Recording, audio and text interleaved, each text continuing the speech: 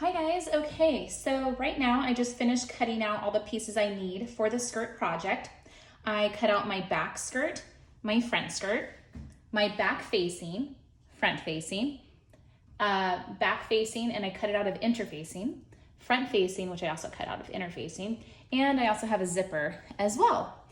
So before we get started, I want you to take a moment and see if you can figure out how this gets sewn together yourself before reading the instructions.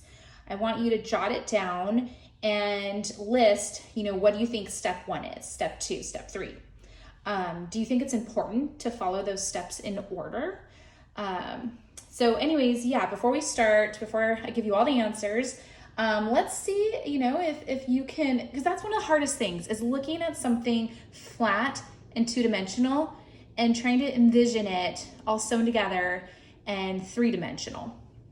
Now, don't forget, we do have some darts here as well that will need to be sewn up.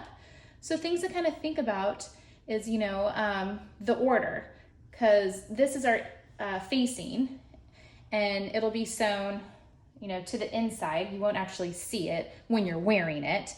But would you sew the facing to the waistband first and then sew the darts?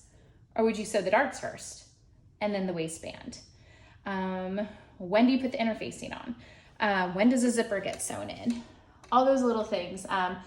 So it might give you a little bit of a headache, but that's okay. We're just trying to challenge ourselves. This is a really good exercise.